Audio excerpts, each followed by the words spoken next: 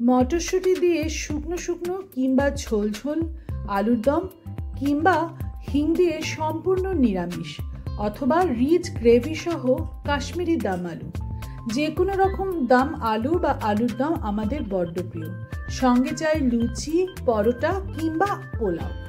আজ আমি নিয়ে এসেছি আপনাদের জন্য আরও একটি অসাধারণ স্বাদের আলুর দমের রেসিপি, নেপালি স্টাইলে লহসুন মির্চি দম আলু। নমস্কার বন্ধুরা, আমি অর্পিতা।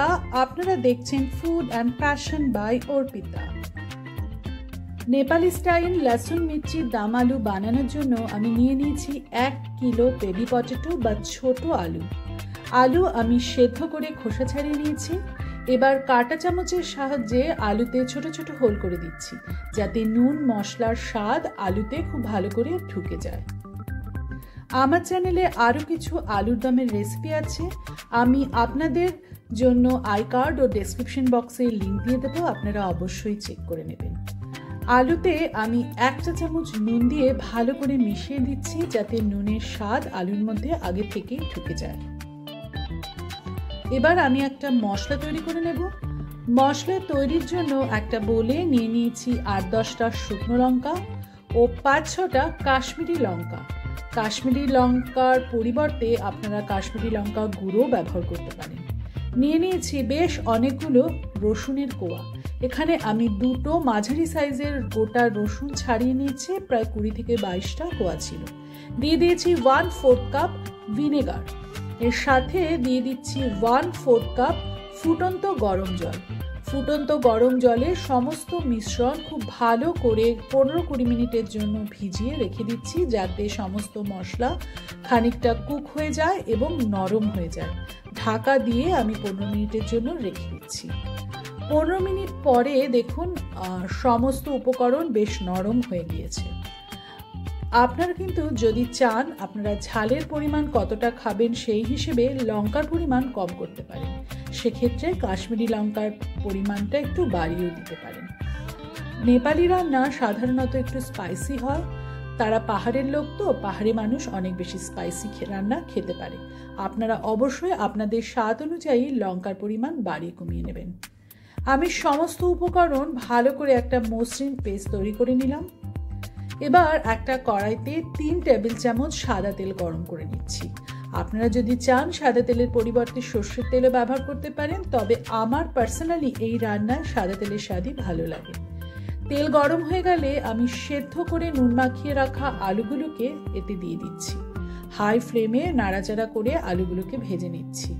আলুগুলো যেহেতু অলরেডি সেদ্ধ হয়ে আছে, তাই ফ্লেম কম করে ভাজার প্রয়োজন নেই।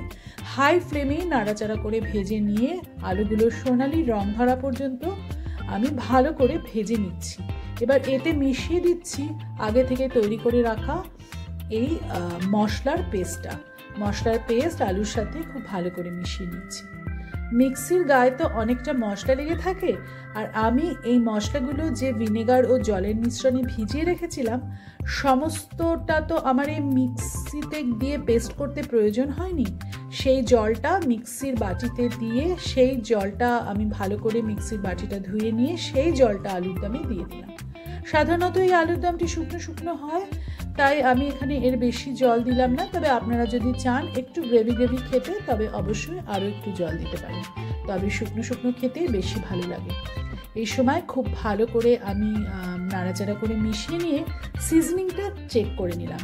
এতে আমি আরও সামান্য নুন ব্যবহার করলাম প্রয়োজন মতো। আপনারা অবশ্যই চেক করে আপনাদের প্রয়োজন মতো নুন দেবেন। যদি আপনাদের বেশি টক টক টেস্ট ভালো লাগে, সেক্ষেত্রে এই সময় আরও একটু ভিনেগারও আপনারা ব্যবহার করতে পারেন।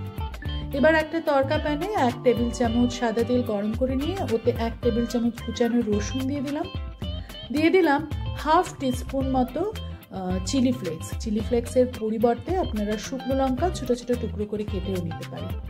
তরকাটিকে আমি আলুর দমের ওপরে দিয়ে দিলাম। তরকা আলুর দমের সাথে খুব ভালো করে মিশিয়ে নিলাম। পরিবেশনের জন্য তৈরি স্পাইসি লহসুন মির্চি দম আলু। এই রান্নাটিতে খুব বেশি পরিমাণ শুকনো লঙ্কার স্বাদ ও রসুনের স্বাদ আছে। তবে হ্যাঁ, আমরা বাঙালিরা অনেকেই ঝাল খেতে পারি না, সেক্ষেত্রে আপনারা শুকনো লঙ্কার পরিমাণটা কিন্তু কমও করতে পারেন। চাইলে শুকনো লঙ্কা থেকে বীজগুলোকে আলাদা করে দিতে পারেন, তাহলে কিন্তু ঝালটা একটু কম হবে। তবে অবশ্যই এই রান্নাটিতে কিন্তু শুকনো লঙ্কাই ব্যবহার করতে হবে। লুচি কিংবা পরোটার সঙ্গে এই আলুর দম খেতে তো অবশ্যই ভালো লাগে। এছাড়া স্ন্যাক্স হিসেবে বা চাট হিসেবেও এই লসুন মির্চি আলুর দম বেশ ভালো লাগে। আপনারা জানাবেন কেমন লাগলো। ভালো লাগলে আমার চ্যানেলটিকে সাবস্ক্রাইব করে পাশে